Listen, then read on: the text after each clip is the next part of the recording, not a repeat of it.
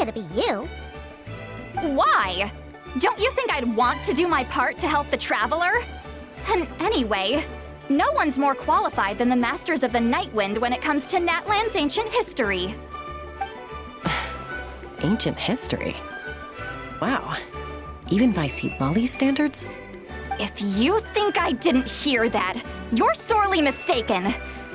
But anyway, back to the matter at hand. I don't know if you noticed, but Kenichi's little sidekick has been acting a little strange around Inefa. After you parted ways, Kenichi put him in timeout for 3 whole days and nights. Then he had Ifa send Kakuku to torment him for another night. Finally, Ahau got so infuriated with Kakuku's pestering that he lost his cool and let slip a crucial piece of information. 2 words: Sovereign Ruler. Sovereign ruler? So what? Isn't that just how he introduces himself? It is, and I always assumed it was a load of hot air. But apparently not. Turns out the title refers to the 13 Dragon Lords who ruled Natlan in ancient times. Wait, really? How? It took me forever to figure this out. Ahem. Anyway, the 13 sovereign rulers are not ordinary dragons, but forms of artificial intelligence created by the Pyro Dragon using secret source technology. They had superior intelligence and greater authority than even the ancient dragons themselves.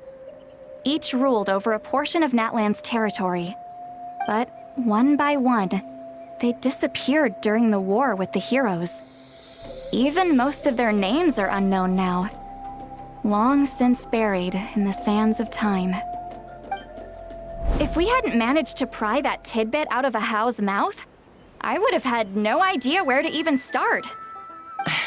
I always thought that little monster's biggest claim to fame was arguing with Kakuku for an entire day. He has quite a history then, huh? Which of the 13 was he? Not a clue.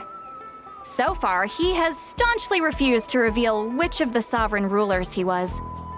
My guess is that he doesn't even remember. Remember, these rulers were supposed to be powerful forms of artificial intelligence. And Ahau, well, it hardly seems like he's still in his prime. I'll bet he's lost most of his memories and power by now. Lost. Memories. Yet, despite that, Ahau seemed to sense the presence of a fellow sovereign ruler when you were nearby. Specifically, it's the core in your chest he was reacting to. What? Inefa's a sovereign ruler too? Could be. Kenichi and Ifa have been keeping a close watch on Ahau, in case he reveals anything else. But so far, it seems like those 2 words are all he remembers. Darn! So the trail's gone cold. Not completely. There's also Lianka and the Flower Feather clan, both of which have triggered a response from Inefa so far. And as it happens, out of the sovereign rulers that I was able to dig up information on, there was one who had a very close relationship with Lianka. Her name was the Priestess of Floral Candles and Skyborn Feathers, otherwise known as the 8th Lord. She ruled over what is now the Flower Feather clan's territory. The records claim that she didn't die in the war with humanity, but was executed by her own kind. Her crime being betrayal of dragonkind by secretly raising a human. Lianka. Huh? Chaska, did you know this? Some of it. Our tribe's origin story has Lianka being raised by a dragon. And of the 6 heroes, she had the closest relationship with dragonkind. After raising her, her surrogate mother then encouraged her to leave the nest and seek her own path. She traveled far and wide, settling disputes between humans and Saurians. She didn't pick sides based on past grievances between humanity and dragonkind. She stood up for the weak, protecting them from those more powerful who sought to exploit them. Gradually, a community of like-minded people and Saurians gathered around her, united by their desire for freedom and equality. And that was how the Flower Feather clan began. But that's as much as the legends say. They never mentioned her dragon mother's name, or what became of her in the end.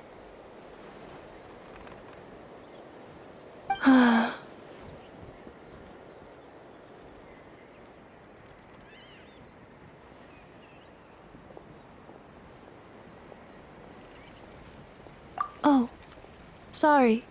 My cognition module is acting up again. At some point during this conversation, it started behaving very erratically. You mentioned that the priestess of floral candles and skyborn feathers was executed. Might I ask how? Unfortunately, the humans of that time weren't privy to all the details of dragon affairs. The only records we have are vague references from after the fact.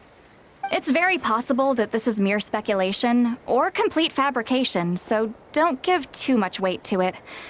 But for what it's worth, it said that a curse was placed on the priestess by one of the other rulers. If she truly harbors pro-human sentiment, then for every ounce of goodwill she feels, may her mind be flooded with pain of immeasurable proportions. In the savage conflict and chaos that followed, the priestess's mind was ultimately destroyed. Jeez, what a bizarre method of execution. Definitely sounds like the history writers used some artistic license there.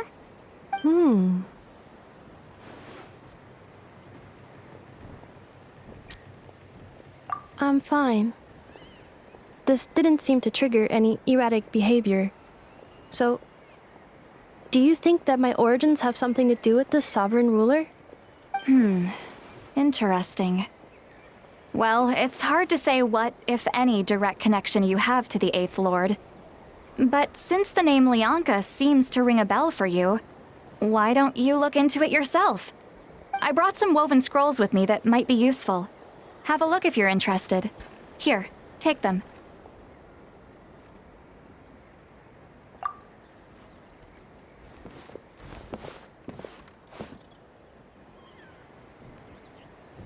Don't say anything. In a moment, I'm going to leave. I need you to join me, discreetly.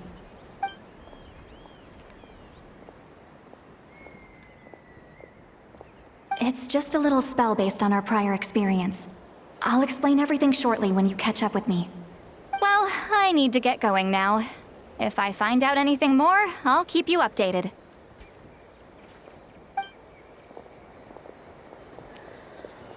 Gratitude. Goodbye.